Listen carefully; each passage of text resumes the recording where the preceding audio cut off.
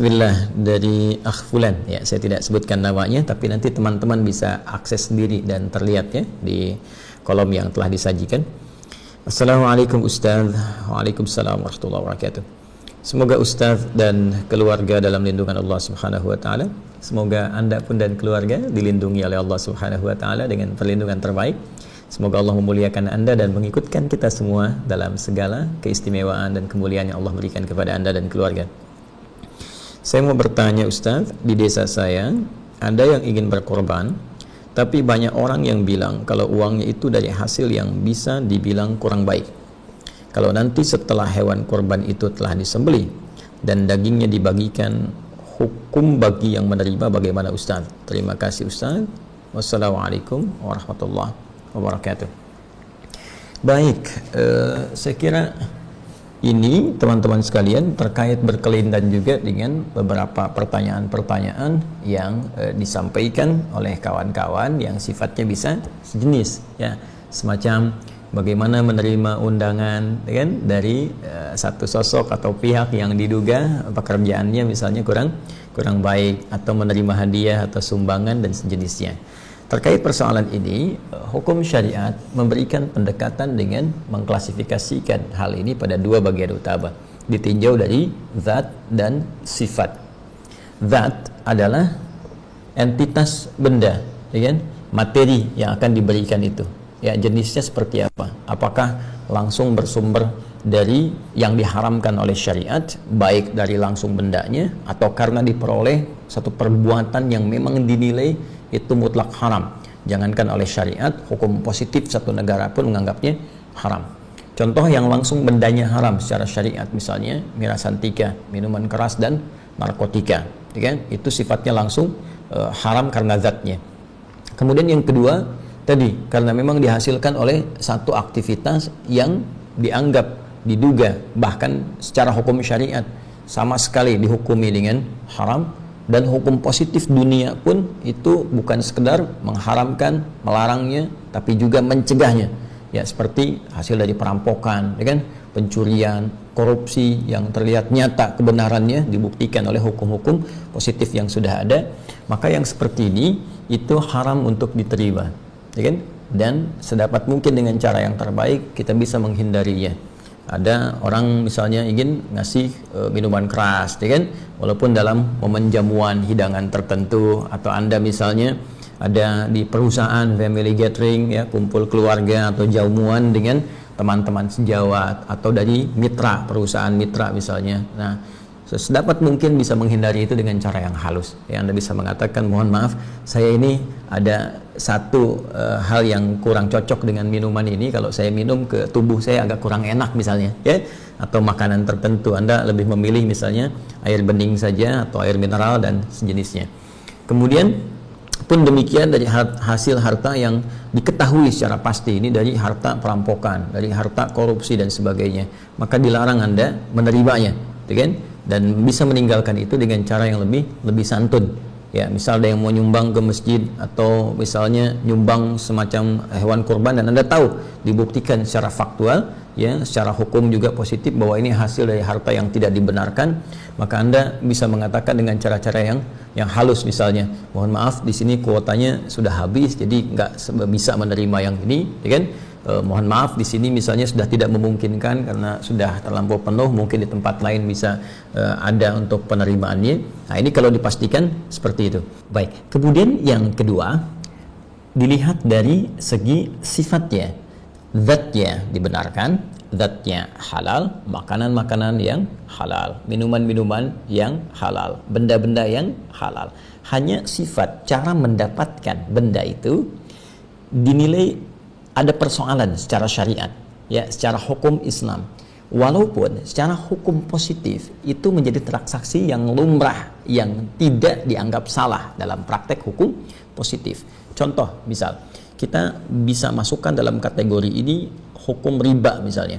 Ya, riba dalam praktek yang paling gampang misal di bank konvensional. Ya, secara pendekatan hukum Islam, walaupun ada kecil ikhtilaf di dalamnya, tapi umumnya para ulama sepakat di dalamnya terdapat hukum riba yang dipersoalkan dan diharamkan secara syariat. Namun demikian, praktek ini tidak mendapatkan penilaian salah dari hukum positif yang berlaku. Ya, misalnya kita ambil baik di Indonesia misalnya, ya ataupun juga di luar Indonesia, dan ini menjadi satu transaksi yang lumrah kemudian terjadi.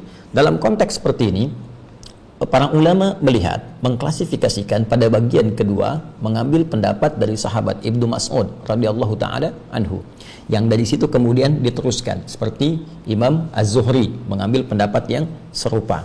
Dari mazhab Syafi'iyah misalnya ada Syekh Zainuddin ya Al-Maliyabari dalam kitabnya Fathul Mu'in, ya syarah Qurrata Ain.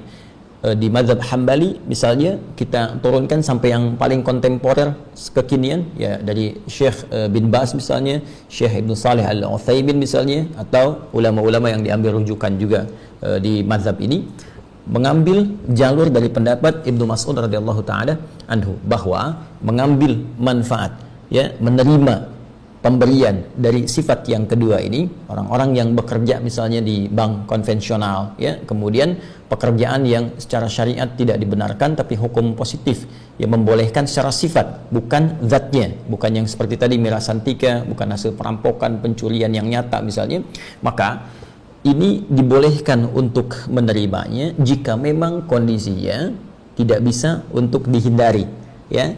Tapi kalau kita bisa menghindarinya untuk mendahulukan sifat wara misalnya, wara itu kehati-hatian yang dalam sehingga tidak terjebak pada sesuatu yang tidak diinginkan, maka itu lebih baik.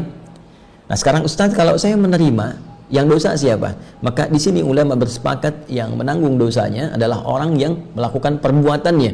Jadi yang tadi dia yang ribanya itu yang dosanya. Jadi yang bekerjanya, cara bekerja dia dibenarkan secara hukum positif maksud saya, ya.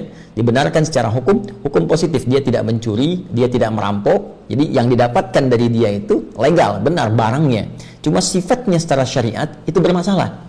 Karena sifatnya secara syariat bermasalah, dia sendiri itu kemudian dipandang salah secara syariat. Tapi kemudian kalau dia berbagi lewat harta itu kepada orang lain, maka jika sekali lagi tidak mampu dia menghindarinya, ya misalnya harus menerima itu, kemudian misalnya tak bisa menghindari untuk bisa makan ya dari situ atau menerima karena kebutuhan tertentu, maka dibenarkan walaupun dosanya tetap ditanggung oleh yang pertama tadi, ya pelakunya. Jadi yang kerja di ribanya dia yang berdosa, tapi yang menerima tadi yang tak sanggup menghindari itu tidak mendapatkan bagian dari dosanya. Ya, demikian penjelasan dari para ulama terkait dengan kasus ini. Walaupun kesimpulannya, ya pada akhirnya para ulama mendorong kita untuk bersikap wara. Wara yaitu kehati-hatian. Ya, Imam An-Nawawi itu pernah memasukkan kehati-hatian ini dalam hadis yang ke-6 di Al-Arba'in An-Nawawiyah dari 42 hadis, ya tentang innal halala bayyinun wa innal harama bayyinun wa bainahuma umurun mushtabihat. Ya, yang sampai ke kalimat famanit taqasyubahat faqad istabra'a lidinihi wa irdi. Ya, di antara yang halal itu jelas, yang haram itu jelas, di antara keduanya ada yang syubhat, ada yang meragukan. Nah, pada konteks yang meragukan ini, meninggalkan itu akan lebih bagus karena menyelamatkan dari kehormatan dan hal-hal yang mungkin bisa jadi salah dalam pandangan syariat. Nah, itu kondisi yang kita bisa bagi dua. Yang ketiga, ini ada tambahan.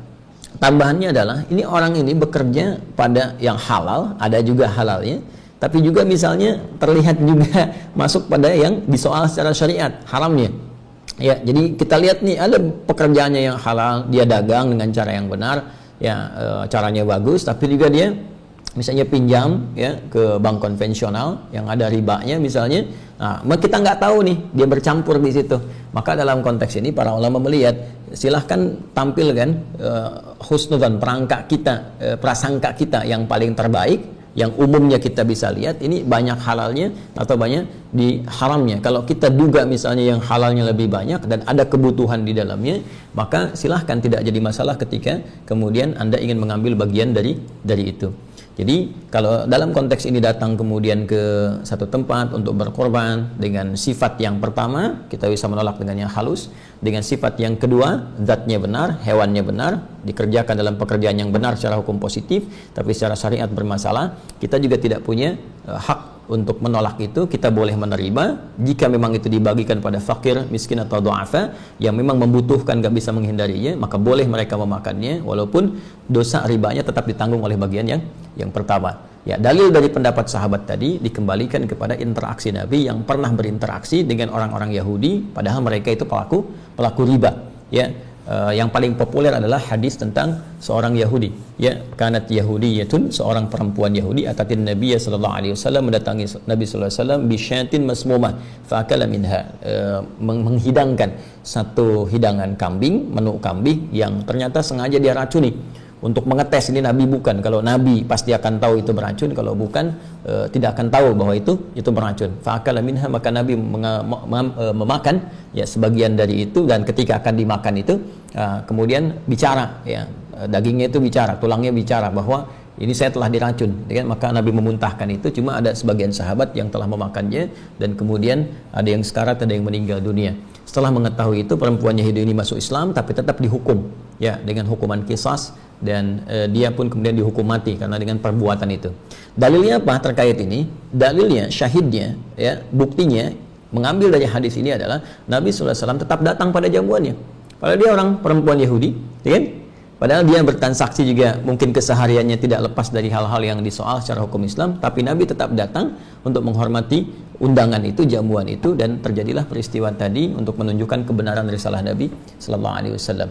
Jadi kalau ada orang-orang yang kemudian bertransaksi dalam kehidupan dengan sifat-sifat tadi, maka berlakulah hukum yang telah tadi disampaikan. Hanya inilah indahnya begitu Allah menjaga Nabi sallallahu alaihi wasallam, Nabi tidak memakan makanan itu ya, jadi baru masuk ke mulutnya kemudian dimuntahkan kembali karena sifat-sifat yang tadi disebutkan diterangkan dalam hadis yang dimaksudkan. Saya kira demikian teman-teman sekalian, semoga bisa bermanfaat. Subhanakallahumma bihamdika asyhadu an la ilaha illa anta astaghfiruka wa atubu ilaik. Assalamualaikum warahmatullahi wabarakatuh.